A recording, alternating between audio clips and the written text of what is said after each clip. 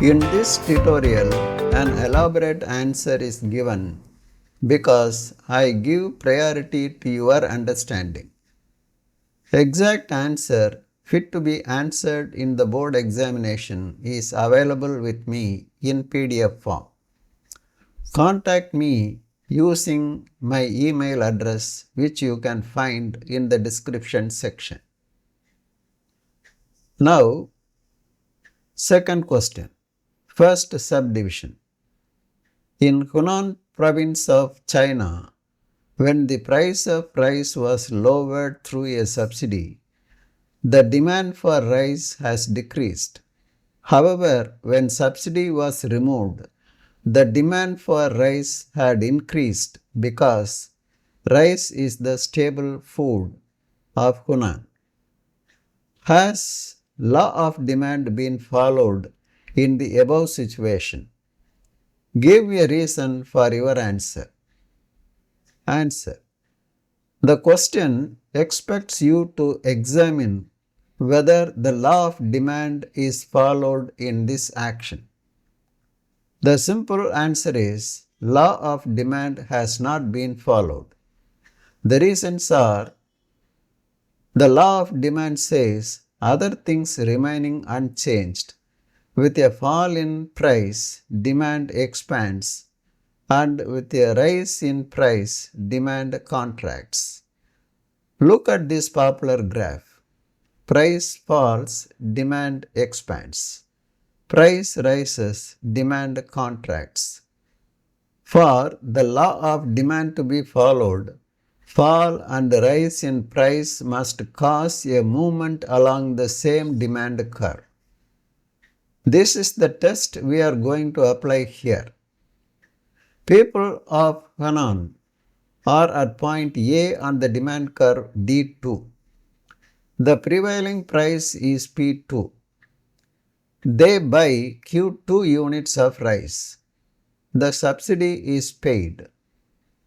The price falls from P2 to P1.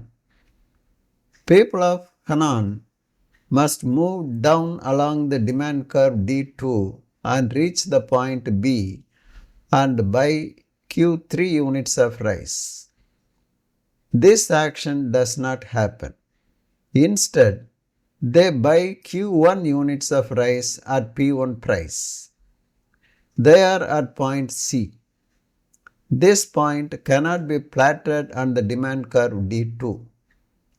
In fact, it is on the demand curve D1. Instead of expansion in demand, decrease in demand has taken place. After subsidy, the fall in price increases the real income. They buy less rice and create a surplus. They use the surplus amount to buy quality food like mutton, beef, chicken, etc. When the subsidy on rice is removed, they buy more rice by moving from point C on the demand curve D1 to point A on the demand curve D2.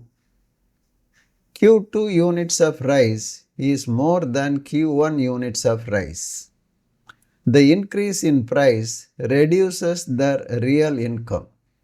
Surplus money is no longer available. So, they stopped buying quality foods like mutton, beef, fish, etc. and buy more units of rice. Now, increase in demand has taken place.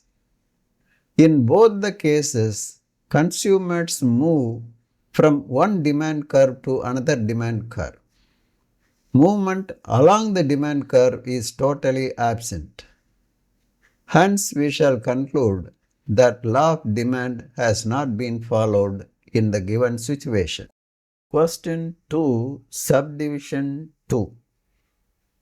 Lisa's family consumes the following commodities on 3 different days in a week: 8 garlic breads and 2 pizzas on Monday, 5 garlic breads and 3 pizzas on Thursday, 3 garlic breads and 4 pizzas on Friday. The family derives the same level of satisfaction from these combinations. Does this phenomenon ensure the convexity of indifference curve? Justify your answer.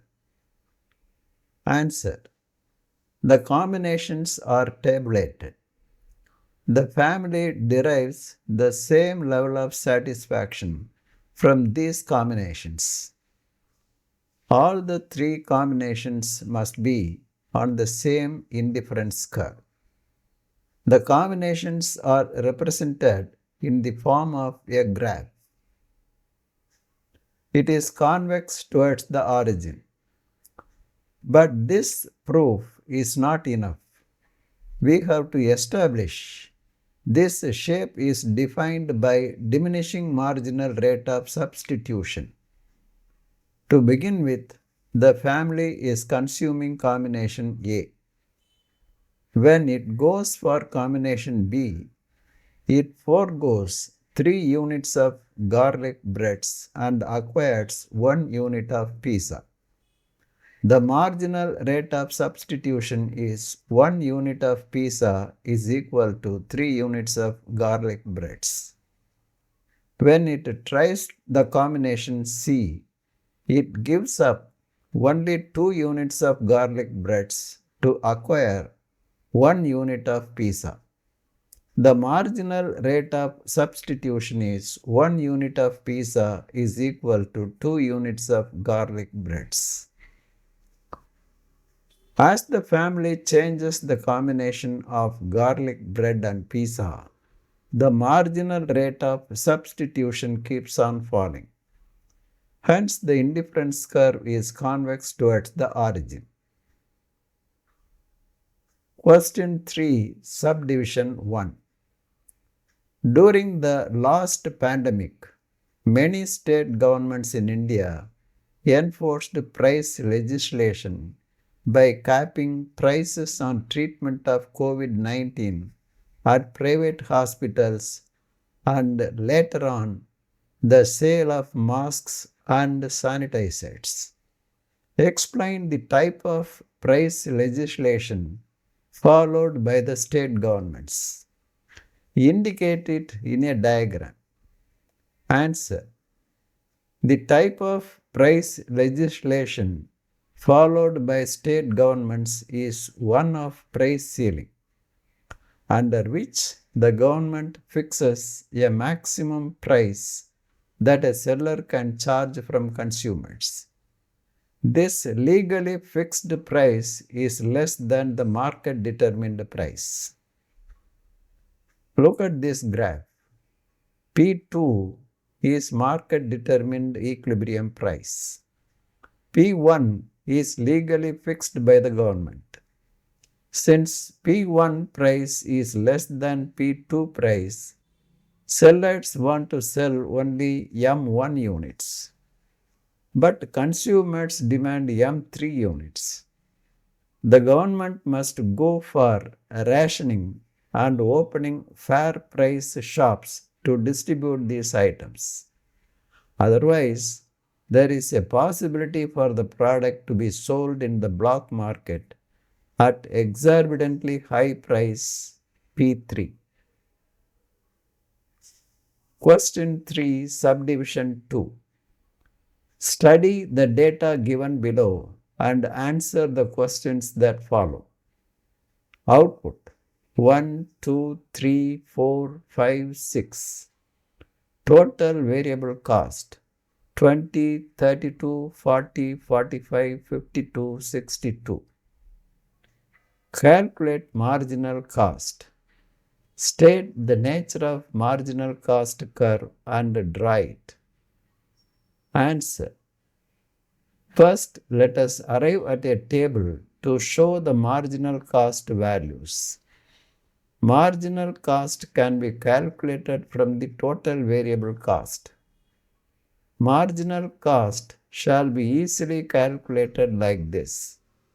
Marginal cost is present total variable cost minus previous total variable cost. This is not a technical formula but a working formula.